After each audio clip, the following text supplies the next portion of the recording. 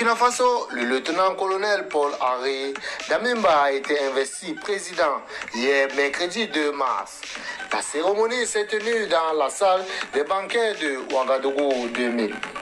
Le leader du mouvement patriotique pour la sauvegarde et la restauration MPSR, qui a pris le pouvoir par un coup d'État le 24 janvier, avait déjà prêté serment en février devant le Conseil constitutionnel.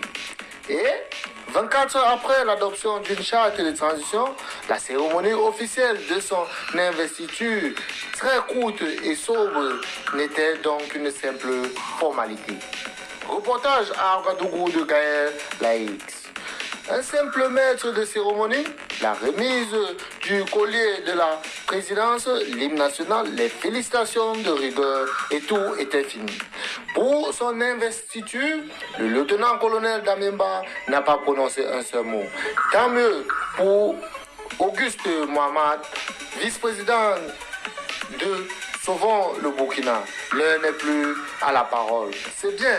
Ce que nous allons demander au président, c'est qu'on aille directement au travail, qu'on aille sur le terrain, qu'on laisse un peu la capitale, qu'on descende dans les régions pour pouvoir récupérer les territoires déjà perdus et permettre aux déplacés internes de retourner chez eux. Ils ne peuvent pas y arriver seuls.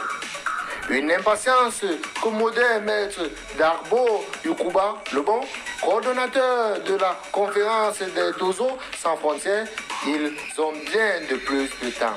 Et ça, c'est très important.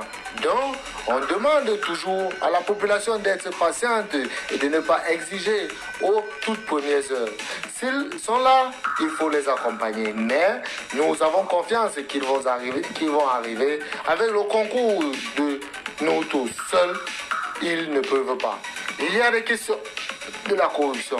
Et le nouveau président n'est pas attendu que sur la question sécuritaire. Pour Jules César Ungré, président de l'Union citoyenne pour le changement, il faut s'assurer des progrès de la gouvernance. Il y a des questions de la corruption, des responsabilités. On a des chefs religieux aussi qui souvent se mêlent de la politique.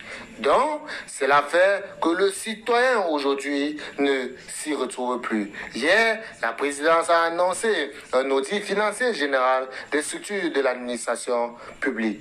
Eh bien, les amis, c'est ainsi que s'achève cette petite note d'information.